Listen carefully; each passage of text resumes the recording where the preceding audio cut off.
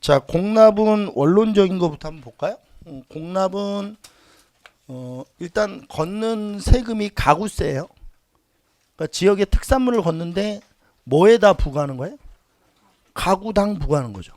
이건 가구세라고 했어요. 가구당 뭘 걷는 거예요?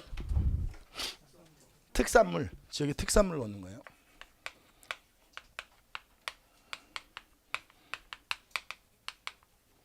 그리고 정기 공납과 부정기 공납 이렇게 두 개로 나눠진다고 그랬죠? 정기 공납과 부정기 공납으로 나눠지는데 정기 공납은 상공, 부정기 공납은 별공, 뭐 진상도 있긴 한데 상공, 그다음에 별공, 뭐 진상 이런 게 있는데 진상 좀 어감이 안 좋은데 그쵸?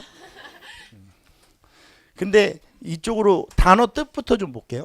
지금 우리가 공납의 변화를 볼 건데 이게 변한다는 것은 여기에 초점이 맞춰져 있지 않을까요? 왜냐면 이거는 어떻게 변하는지 알 수 없을 거 아니에요. 왕이 갑자기 컵밥 먹고 싶은데 그래서 걷었는데 그게 어떻게 바뀌었는지를 우리가 알 수는 없죠. 그러니까 결국 공납의 변화는 어디에 초점을 맞춰서 배우는 거예요? 상공에만 초점을 맞춰서 배운다. 그럼 이제 하나씩 볼게요. 자, 15세기 때 조선 초기죠. 15세기 때 공납에 대해서 좀 알아봅시다. 근데 이 공납은 뭐만 알아보는 거라고요? 상공만 알아보는 거야. 별공과 진상은 어떻게 변하는지 알 수 없다 우리가. 상공만 알아보는 건데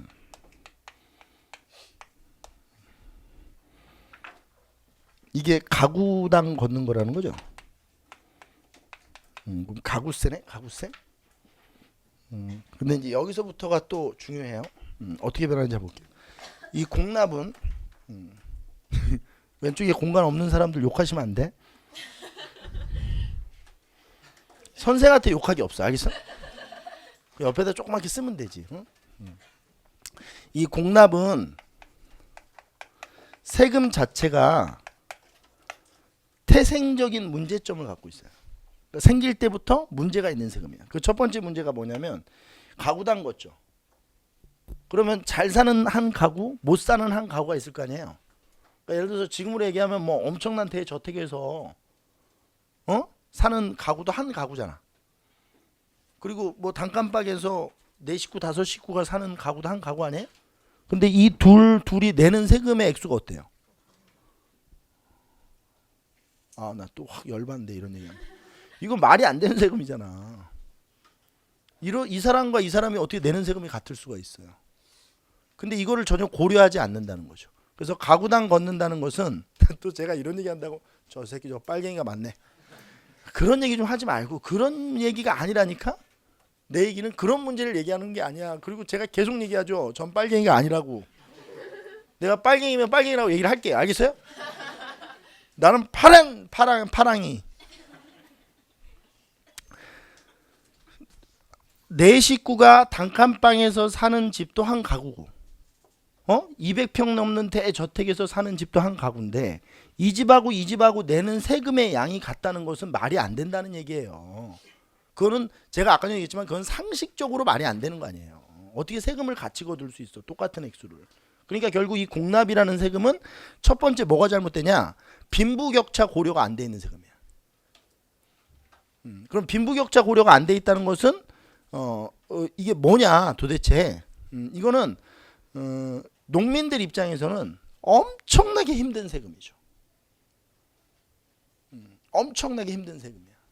그러니까 잘 사는 사람이야 내는 게 어렵지 않겠지만 못 사는 사람들이 내는 건 되게 어렵죠. 특히 시험 문제에서 사료에서 나올 때도 조선시대 농민들이 가장 내기 어려웠던 세금이 뭐냐 이렇게 이런 식으로 물어보잖아요. 그러면 그냥 숨도 안 쉬고 공납이라고 하면 답이에요. 그게. 공납을 내기가 어려운 거야. 왜? 뭐가 없으니까. 빈부 고려가 없으니까.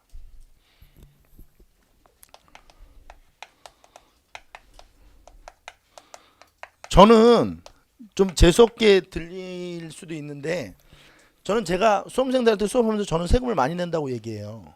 왜? 저는 어떻게 보면 고소득자로 분류되거든요.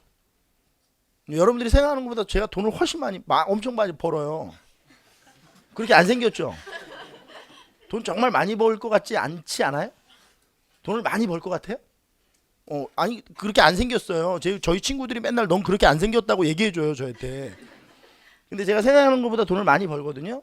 근데 저는 선생님들이 강사들이 야 너 차 리스하면 이거 비용 처리되고 뭐 조교들 몇 명 쓰면 이거 비용 처리해서 다 세금 깔 수 있고 막 이런 얘기 해주거든요. 그래서 세금을 털려면 어떻게 해야 되는지 잘 알고 있어요 저도. 근데 저는 진짜 그러지 않거든요. 저는 정말 그러지 않아요. 저는 자동차도 렌탈 리스 이런 거 안 해요. 정당하게 돈 주고 사서 전 세금 내요 실제로. 비용 처리 같은 거 안 하고. 그래서 왜 그렇게 하느냐? 수업할 때 화나라고. 내가 정당하게 내면 내가 수업할 때 화가 날 거 아니야. 씨발 내가 이렇게 내는데 도대체 이게 뭐냐? 이게 정부한테 얘기할 수도 있고 내가 세금도 안 내면서 막 지랄하고 그러면 좀 그렇잖아. 그러라고 일부러 사실 내는 거예요. 내가 자신 없어질까 봐. 이건 제 진심이에요. 제가 5월 말에 맨날 종소세 낼 때마다 술을 그렇게 처먹어요. 너무 많은 돈을 내니까. 근데도 이제 6월부터 힘이 나죠. 새끼들 걸리기만 해. 뭐 이런 거 있잖아요. 내가 이렇게 세금을 내고 있는데 나한테 씨야.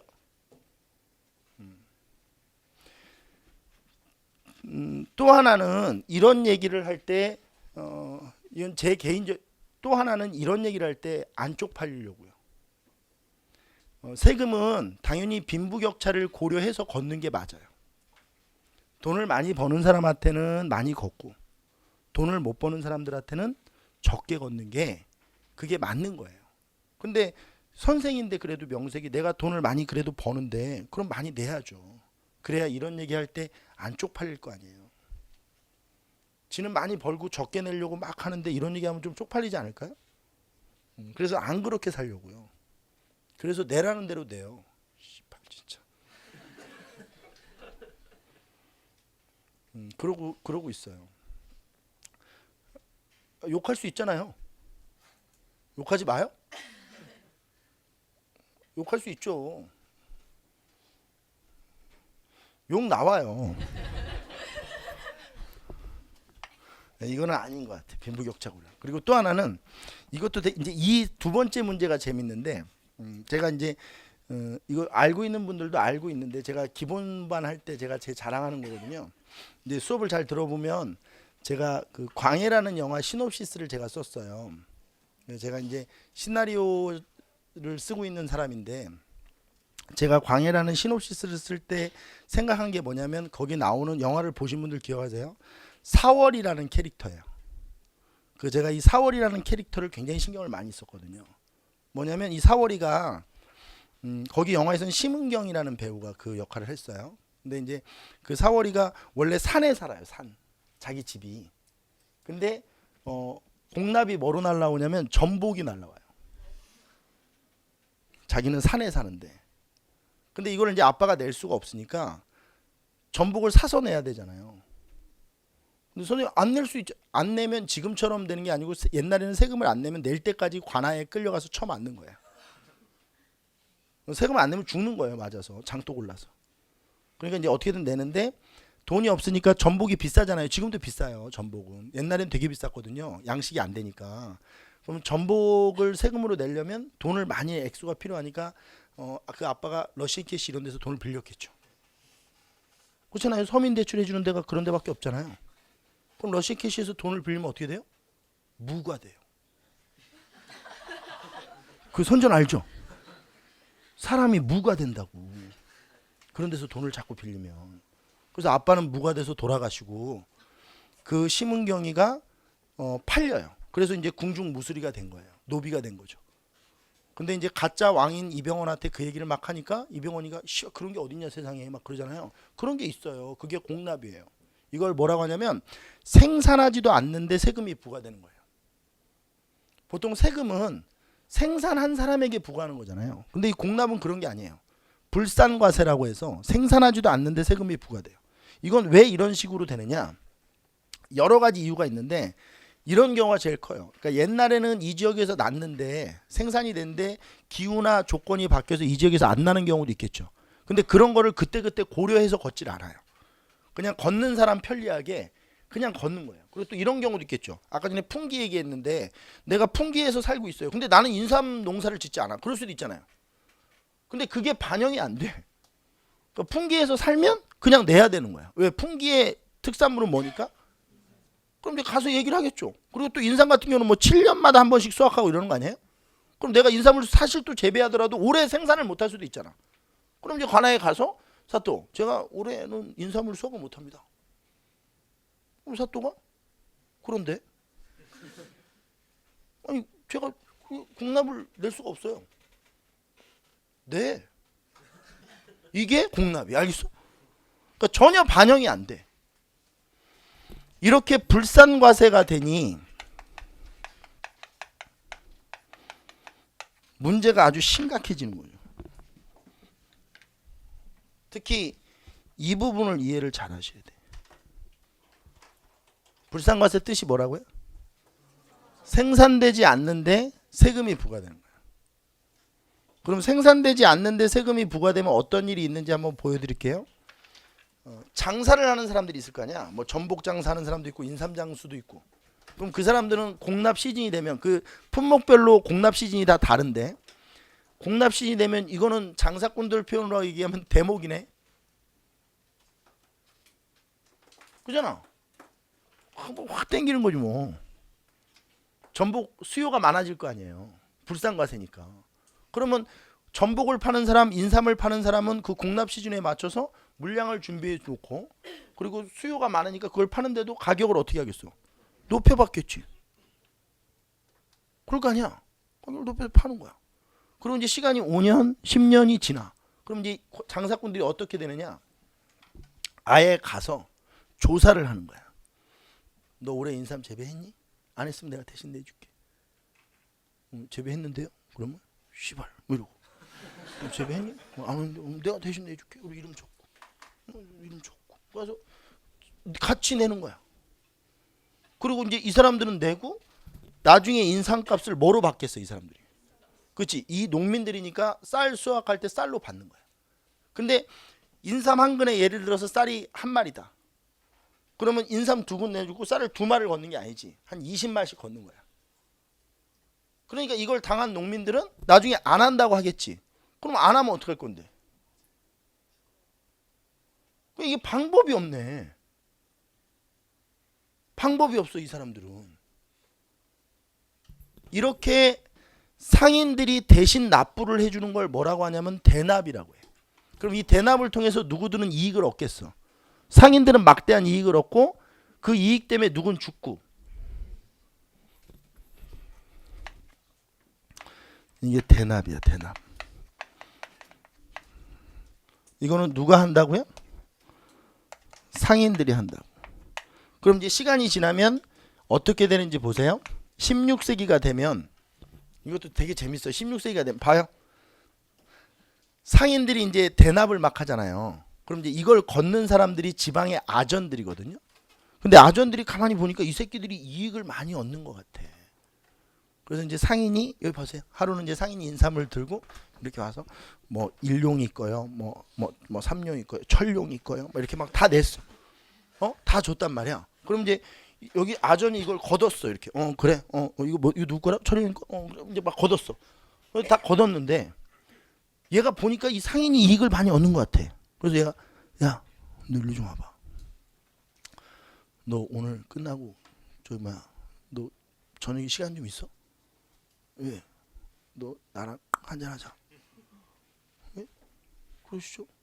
그리고 이제 끝나고 술자리에서 이 아전이 이 관아에서 세금 걷는 아전 얘를 이제 나중에 공부하면 뭐라고 하냐면 호방이라고 해. 호방. 이호 예병 형공.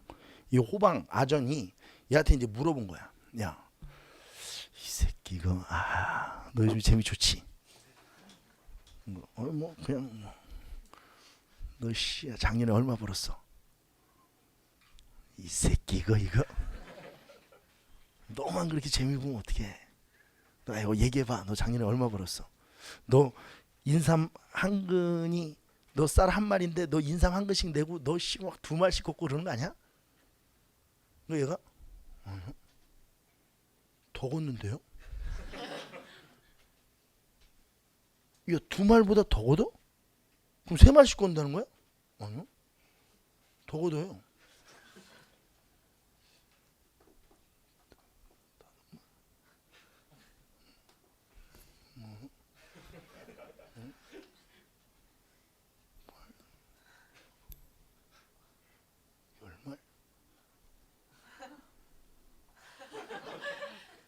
그럼 얘가 이러는 거야. 이 새끼가 씨가 이거 이 새끼가 띠떼끼네 이거. 네가 씨가 그렇게 거두니까 농민들이 다 죽는 거 아니야 이 새끼야. 너 그럼 20마리씩 걷고 그러는 거야? 왜?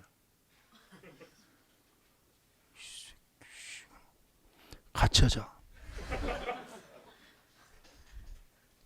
이게 하이라이트인 거야. 같이 하자. 왜 너만 하니?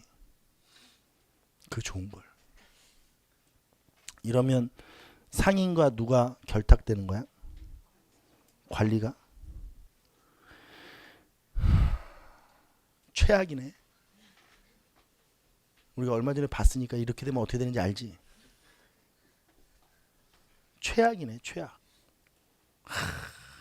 후진 것들. 그지? 아니, 제 얘기 틀려요? 더 이상 더 후질 수 있어? 이거보다 더 후진 거 얘기해 줘 봐봐. 이거보다 더 후진 건 없어 세상에. 정부에서 일을 하는 사람이 상인과 결탁해서 상인들 뒤봐줘? 아유 추접스럽다 진짜. 아 이게 장사하는 애들은 그렇다고 쳐. 왜? 걔네들은 이익이 목적인 애들이니까 어차피. 돈 막 쓰고 자기한테 이익 생기면 장사하는 애들이야 그럴 수 있는 거지. 기업이 뭐가 목적이야? 이윤이 목적 아니야? 이러면 이제 골 때려지는 거야. 이러면 이제 어떻게 되냐면 이 아전들이 농민들이 직접 재배한 인삼을 내는 사람들이 있을 거 아니야. 그 사람들 걸 안 받아. 그래서 납부를 막는다고 그래서 이걸 방납이라고 그래. 그리고 자기가 결탁돼 있는 상인들 있죠?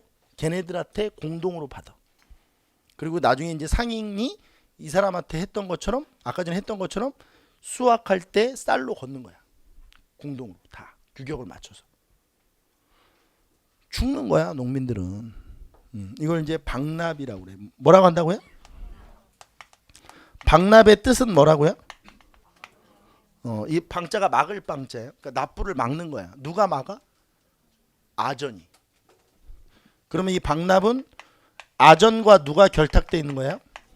상인들이 결탁돼 있는 거예요? 그러면 이렇게 되면 폐단이 일어나겠네요. 뭐가 일어나요?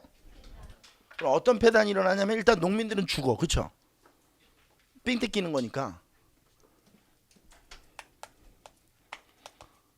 농민 수탈은 어떻게 된다고요? 커지죠. 아까 전에처럼 되니까 농민 수탈은 커질 거 아니에요. 그리고 국가 재정은 어떻게 돼요? 어려워져요. 시간이 지나면. 또 수험생분들이 이렇게 물어보더라고요. 1차원적으로 생각. 선생님, 아니 어차피 농민이 내든 이렇게 해서 상인이 내든 어차피 걷는 액수는 똑같은데 왜 국가 재정이 어려워져요? 1차원적인 거야 이게. 이게 농민들이 이렇게 수탈을 하잖아. 그러면 이게 내면 나중에 쌀로 내면 죽는 거라며. 20마리씩 내면. 그러면 안 내면 어떻게 돼? 또 맞아? 끌려가서? 그럼 얘네들 어떻게 해야 돼? 도망가야지. 여기에 이제 꽃을 이렇게 딱 꼽는 귀에다. 그래서 비가 오면 막 웃기 시작하는 거야.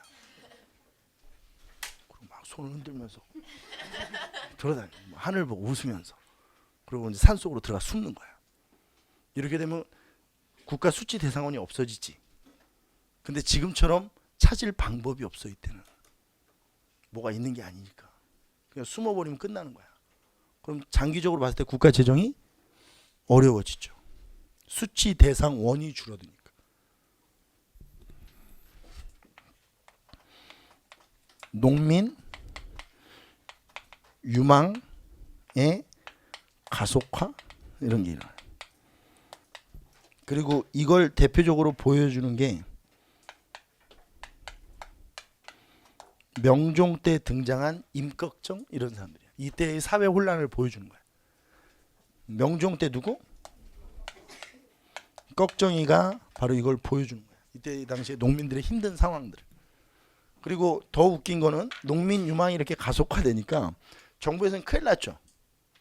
이게 사이클이 이렇게 되면 이렇게 되는 거 아니에요.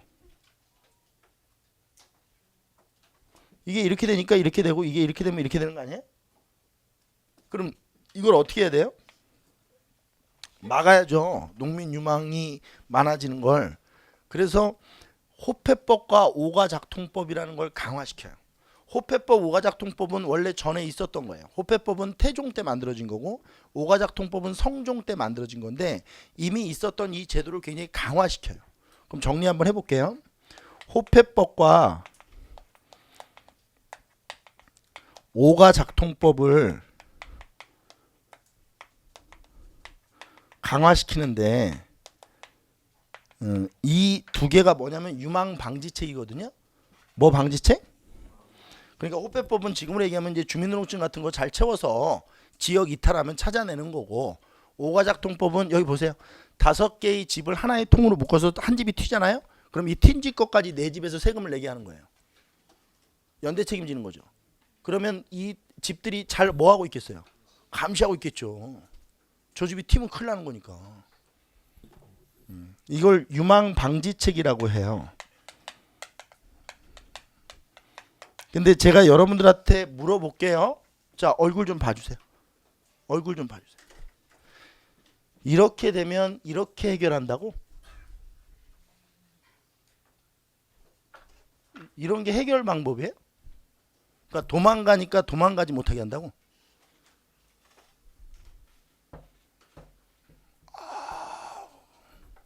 수준 장난 아니죠.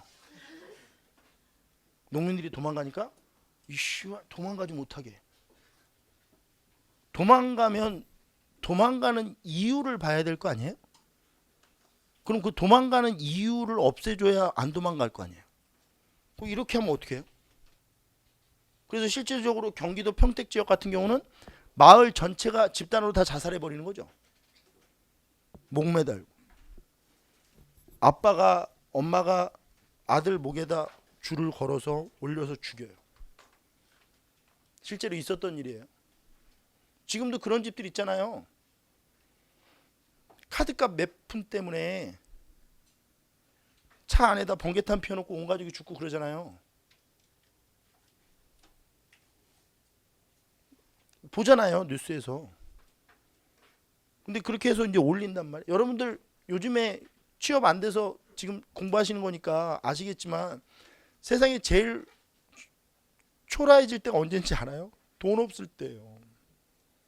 사람이 진짜 힘들다고. 그게 돈 없는 게 미치게 한단 말이야. 이 자존감이고 뭐고 다 무너진단 말이야. 돈이 없으면 무시당하고. 응? 뭐 죽어야지 뭐 어떻게. 낼 돈도 없고 안 내면 가서 두들겨 때리고 죽는 거야. 근데 왜 이렇게 해결하느냐가 중요한 것 같은데 왜 이걸 안 해주고 이걸 이 폐단을 없애야 되지 않아? 그럼 이건 왜 안 없애는 거야? 아 이게 뭐 줄줄이 쳐드시는 분들이 있나 보네. 그러니까 쉽게 얘기하면 아전이 이렇게 드시고 있으니까 그 지방의 수령도 알았겠지. 그럼 수령도 일부분 뭐 좀 받는 게 있었겠죠? 그럼 수령이 알면 수령 감찰하는 사람이 누구예요? 관찰사거든요. 그럼 관찰사도 좀 처먹나 보죠? 그럼 관찰사가 이렇게 쳐드시고 계시면 지방의 중앙의 고위 관리들은 안 먹겠어요? 아, 그러니까 이렇게 줄줄이 쳐드시고 계시니까 결국 방법을 이렇게 내놓는 거예요. 광해 영화 다시 한번 합시다. 광해 영화를 보면 마을 수령을 고을 수령을 잡아다가 그 고위 관리들한테 물어봐요. 저놈한테 돈 안 받은 사람이 있으면 당당하게 나와보라고. 아무도 못 나와요. 그러니까 이걸 이제 전문용어로 줄줄이 비엔나 소세지라고 하는 거예요. 이게 줄줄이 다 처먹고 있으니까 우리 남자분들 군대 갔다 오신 분들 이 얘기하면 공감할 텐데 해결이 안 되는 비리가 그래서 방산비리인 거예요. 그게 60년 동안 줄줄이 다 굴비 엮듯이 엮어져 있어가지고 어떤 하나를 제거할 수가 없어요. 다 처먹고 있기 때문에. 그러니까 아까 전에 같은 그런 방독면이 나오는 거고 6.25 전쟁 전후로 사용했던 수통을 우리 군인들이 아직도 사용하고 있는 거예요. 2차 세계대전 때 수통을 아직도 우리가 사용하고 있는 거거든요. 군대 갔다 오신 분은 알 거예요. 무슨 얘기하는지. 여성분들 안 갔다 오신 분들은 감이 없어요. 모포를 뭘 덮고 자는지 알아요? 군인들이? 2차 세계대전 때 독일군이 쓰던 모포를 우리 군인들이 덮고 자요. 이게 해결이 안 되는 거야. 이렇게 줄줄이 엮여 있어서. 그러면 생각해봐요. 이걸 언젠가는 누군가가 끊어야 되겠지. 누군가가 끊어줘야 되는 거야. 힘들지 근데. 이렇게 하는 거야. 지금까지 해결한다는 애들이 다 이렇게 해결하고 있는 거거든. 도망가지 마 이렇게. 그러니까 되게 웃긴 게 임꺽정이가 열받아가지고 이걸 다 부시고 다녔던 거 아니야? 임꺽정이를 조선정부에서 무서워했던 게 오가작통법을 돌아다니면서 막 부시고 다니잖아. 부시는 방법이 간단하지. 이게 다섯 집 아니야. 한 집 튀면 내 집에서 세금 내야 된다며. 그러니까 임꺽정이가 같이 튀라고. 손에 손잡고 함께 해요. 이러면 되는 거 아니야. 그러니까 조선정부가 오씨 되게 재밌는 사람이 이 사람도. 그럼 잘 생각해 봅시다. 자, 이렇게 되면 이런 거를 잘 보세요. 이런 걸 이제 역사에서 뭐라고 하냐면 미봉책이라고 하죠. 한자로. 그러니까 해결할 수 없는 대책을 내놓는 거예요. 해결이 안 돼. 제가 좀 죄송합니다. 잔소리 같아서. 제가 수험생들이 이렇게 공부하는 걸 보면 해결 방법이 안 나오는 수험생들이 있어요. 해결책이 없는. 이제 그런 분들이 뭐냐면 좀 미안한데 하지 말라는 거를 다 하는 거예요. 이렇게 하지 마세요. 공부 그렇게 하는 거 아닙니다. 이렇게 강사가 얘기를 해주잖아요. 그럼 자기 고집이 있어서 그냥 자기 고집대로 하는 거예요. 그러니까 그런 분들은 해결이 안 돼요. 그래서 제가 수업 시간에 그런 얘기 하거든요. 어떤 분들이 공무원 한국사에 고득점을 맞을 수 있느냐. 여기 한국사 배우기 전에 저한테 한국사 배우기 전에 아예 한국사를 하나도 몰랐던 분들 있죠. 그런 분들이 점수가 높아져요. 근데 본인이 책도 좀 읽고 알아. 한국사에 대해서. 뭐 좀 이렇게 또 그럼 이분들은 자기 스타일이 있어. 공부하는. 그러니까 이렇게 하라고 그러면 지랄 결국은 암기야 이 병신아. 그럼 막 외워. 그거 다 까먹고. 그래서 내가 노트도 필기하는 것도 그래. 가급적이면 기분반 오셔서 필기 노트를 파는데요. 필기 노트를 구입은 하시는 게 좋아. 왜냐면 그 포맷을 봐야 되니까. 근데 가급적이면 본인이 힘들게 수업을 들으면서 쓰는 게 좋습니다. 제가 그런 얘기를 해요. 힘들어요. 필기하는 게 쉽지 않다고. 근데 힘들어야 공부가 되는 거거든 원래. 제가 반대로 얘기해 볼게요. 어떤 분이 그래요. 선생님 저는 너무 필기하는 게 힘들어서 그냥 필기 노트가 있으니까 사서 이거 펼쳐놓고 그냥 여기다 이렇게 정리하면서 들으면 안 될까요? 제가 솔직히 그냥 선생 떠나서 어른으로서 얘기해 보면 공부를 안 해야죠. 필기하는 게 귀찮으면. 그게 맞지 않을까요? 공부를 하는 학생이 필기하는 게 귀찮아. 그러면 공부를 안 하는 게 맞아요. 이건 솔직히 제 심정이에요. 아니 필기하는 게 귀찮은데 어떻게 공부해요? 그냥 앉아서 이렇게 한다고? 맨사야? 이렇게 앉아서 이렇게 듣고 있으면 다 들어온다고? 결국 남는 건 필기한 거밖에 없을 텐데. 수업 다 끝나고 나면. 그래서 그걸 4개월씩, 5개월씩, 1년씩 보는 거 아니에요? 수업 듣고 필기해놓고? 수업 이렇게 듣고 있으면 다 이해된다고? 시간 지나도?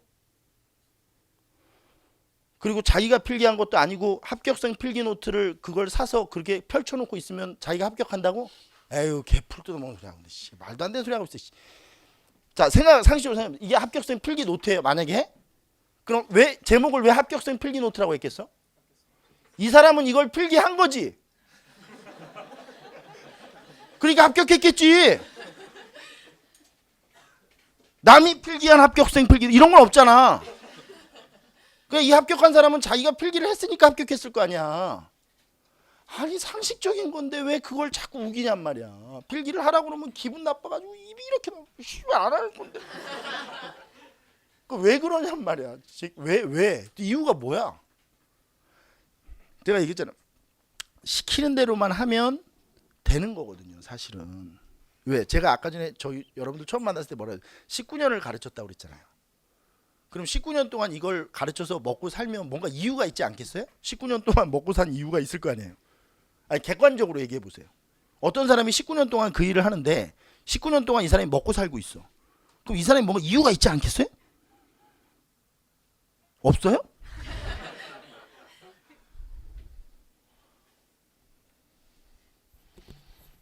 이게 되게 재밌는 거거든요. 이게 미봉책이야. 그럼 이제 다른 접근 한번 해볼게요.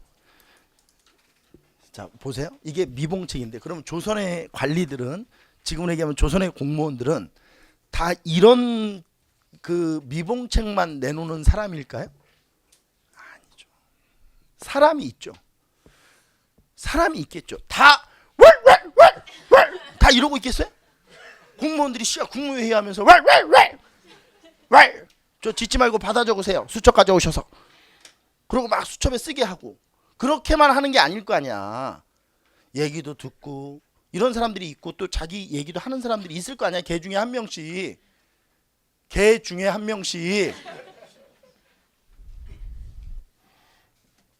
그럼 그 사람들은 뭘 주장하느냐? 이걸 시정하자고 주장했겠지. 박납의 폐단을 시정했는데 그럼 박납은 뭐 때문에 생긴 거냐? 불상과세 때문에 생긴 거야. 잘 생각해 봐요. 불상과세 때문에 대납이 일어난 거고 대납이 박납으로 번진 거니까 불상과세가 문제야. 생산하지도 않는데 세금을 부과하니까 이걸 사야 되고 사는 과정에서 상인들이 등장하고 이랬던 거 아니에요? 그럼 불상과세를 없애면 되네. 그게 근본적인 해결책이죠. 그럼 불상과세를 이렇게 한번 해보세요.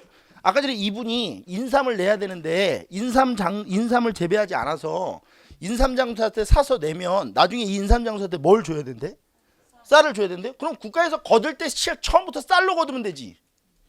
그럼 이 인삼을 국가가 사면 되잖아. 설마 인삼장수한테 국가가 가서 사는데 인삼장수가 국가를 속이겠어? 20도 줘.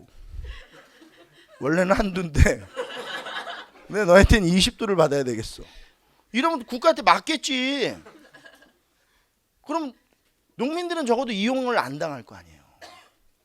이런 깔끔한 방법이 있잖아. 어차피 쌀로 내는데 농민들이 뺏기는데 처음에 국가가 뭘로 걷어버리는 거야.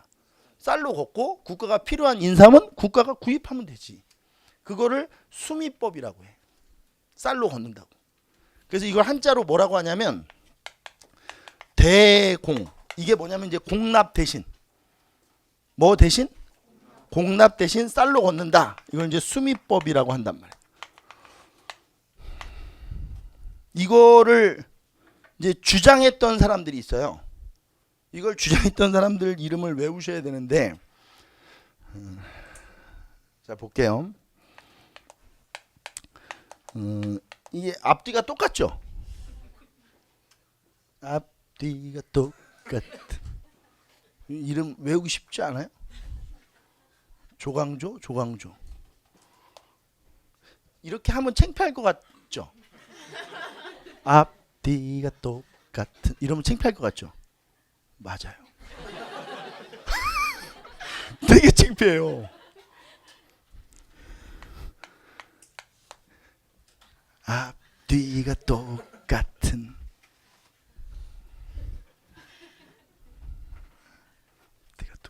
얘네들은 사람이야. 얘네들은 짓지 않아. 알겠어? 얘네들은 왈왈 이런 애들이 아니야. 얘네들은 이건 아니지 않아요? 이렇게 하시죠. 라고 얘기했던 애들이야. 그러니까 얘네들은 이름을 기억해야 돼. 왜? 사람이니까. 얘네들은 기억 안 해도 돼. 안 쓰잖아 내가. 그렇죠? 뭐 이름이 있겠지. 원리 뭐 이런 애들 그쵸? 뭐 멍이 우리 개 강아지 이름이 멍인데 멍이 뭐 슈 뭐 이런 애들 있을 거 아니야. 나비 이런 애들 그죠? 뭐 이런 애들은 이름을 기억하지 않아도 되는 거야.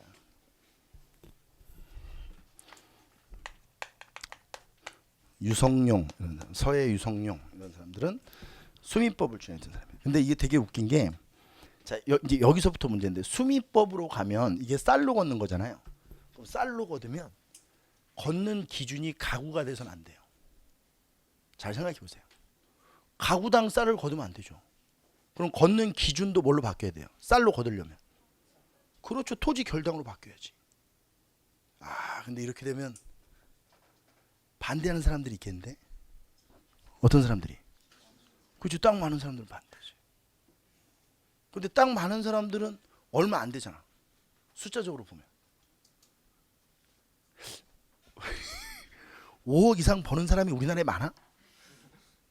근데 왜 세금 폭탄이라고 하지? 문재인 정부 세금 폭탄 뭐 이렇게 나오던데? 우리나라에 1년에 5억 이상 버는 사람이 그렇게 많아? 주변에 있어요?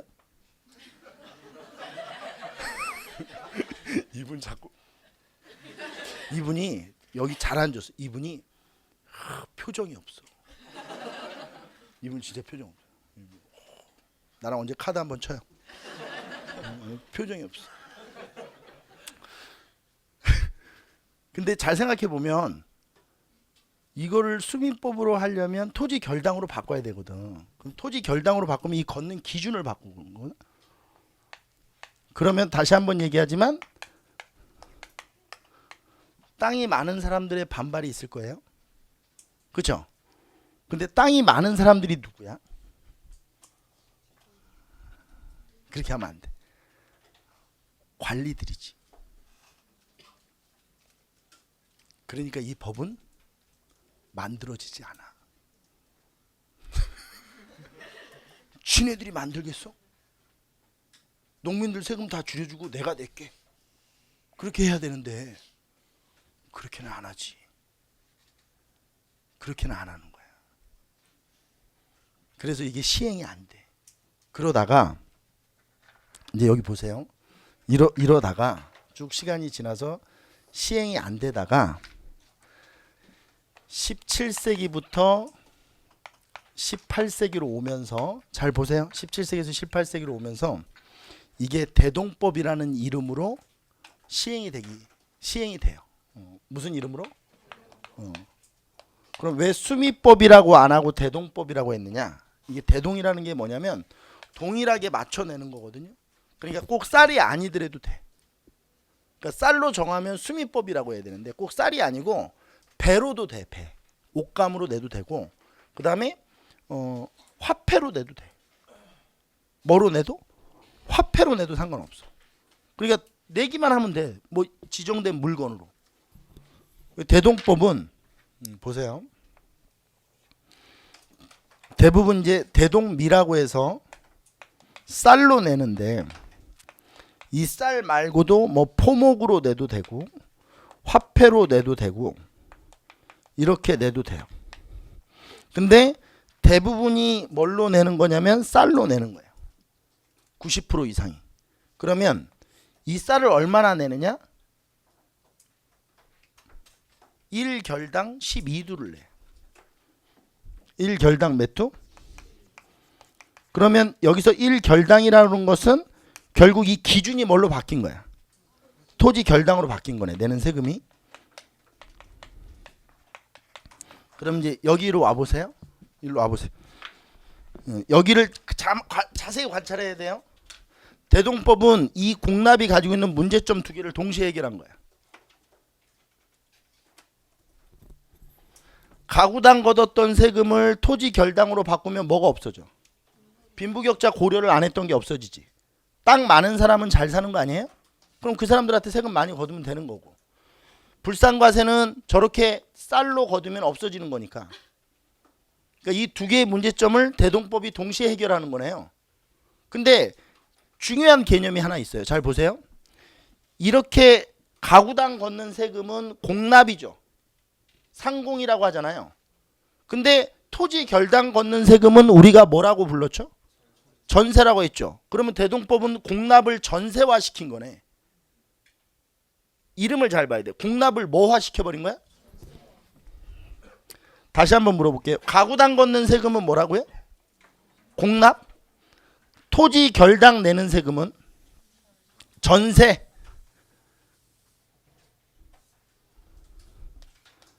그러면 이거는 공납을 전세화 시킨 거네.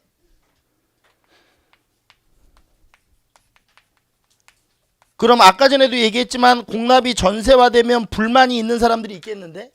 왜? 전세는 어디에다 부과하니까? 땅에다 부과하니까. 그럼 토지 결당 내면 잘 보세요.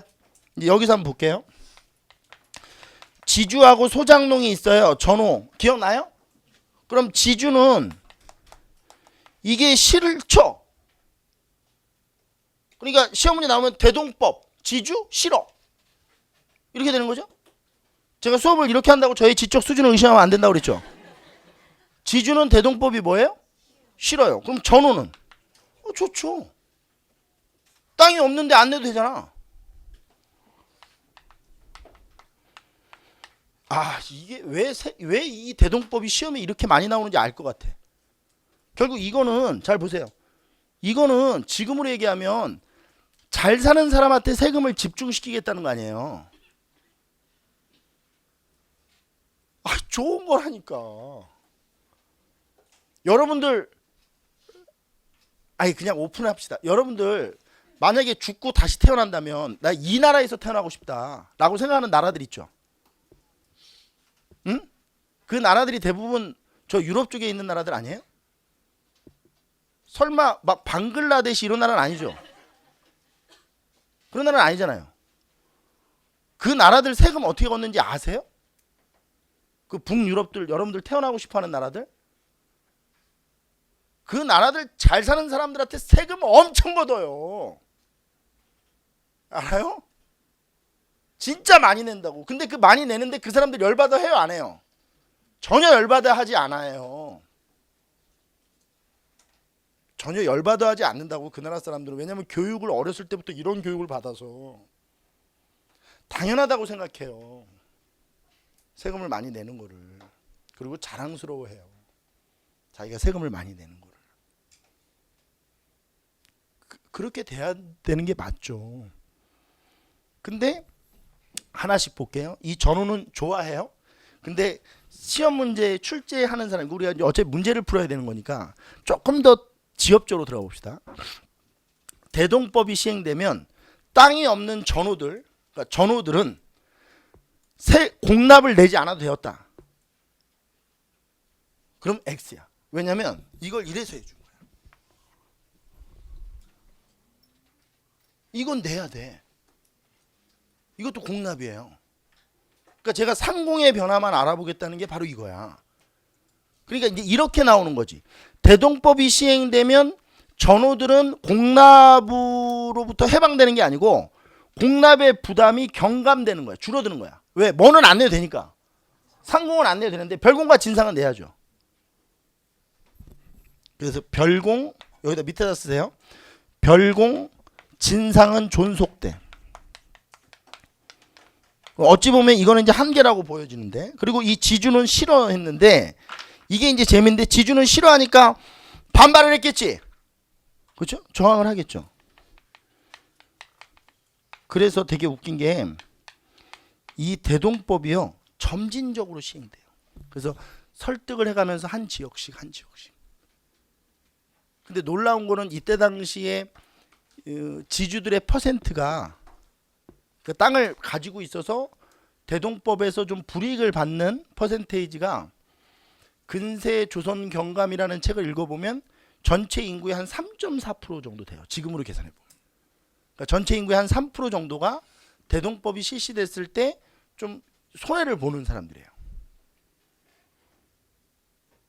근데 더 웃긴 거는 이 3% 되는 사람들 때문에 이게 딱 시행이 안 돼요. 그래서 점진적으로 이게 이렇게 되는 거예요. 점진적으로 시행이 되는데 어떻게 시행이 되냐면 잘 보세요. 어떻게 시행이 되냐면 광해군 때 이게 1608년이거든요. 광해군 때 경기도에서 처음 시작이 돼요. 그리고 이게 숙종 때 1708년에 황해도까지 확산돼요. 이 황해도까지 확산되면 이걸 전국적으로 확산됐다고 하는 거거든요. 어떻게 확산됐다? 근데 이렇게 100년이나 걸려요. 몇 프로 때문에? 이 3%가 그렇게 무서운 거예요. 이 돈 있는 사람들. 조선의, 그러니까 이 얘기죠. 조선의 왕도 이 3%를 설득을 시키는데 몇 년이 걸리는 거야. 근데 이 3%만 조금 부담해주면 몇 프로가 살아? 97%가 살 수 있는데, 아, 이걸 그렇게 안 해주네. 이걸 그렇게 안 해줘.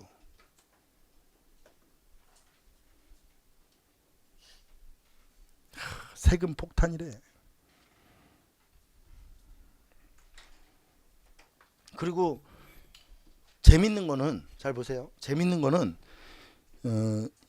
이렇게 점진적으로 확대되는 과정도 되게 재밌는데, 실제로 대동법이 나중에 보면 이제 이런 거거든요. 이거를 쌀로 걷고 나중에 국가가 필요한 물건을 사야 되잖아요. 그러니까 산업 구조 전반이 다 개편돼요. 그러니까 예를 들어서 국가가 인삼을 이제 사기 시작하는 거죠. 그럼 막 시장이 활성화되고 상업이 발달하고 막 엄청나게 많은 변화들이 일어나거든요. 그래서 그 변화를 결국 이 세제 개혁 하나가 만든 거예요. 조선 후기의 변화를. 그러니까 단순하게 이 대동법은 세제 개혁이 아니에요. 크게는 산업 구조 전반을 변화시키는 거고, 그 부분은 나중에 다시 한번 정리를 할게요. 다음 시간에. 그러니까 산업 구조 전반을 개혁시킨 거고, 이 세금 제도 자체로 봐도 중요해요. 왜? 왜 중요하죠, 이게? 전세화 시켰다는 게 중요한 거야. 우리가 저번 시간에 토지제도 배울 때 이 토지가 어떤 사람들한테 집중되느냐? 전세화 경향이라는 것은 지금으로 얘기하면 잘 사는 사람들한테 세금을 집중시키겠다는 거거든요. 중요해.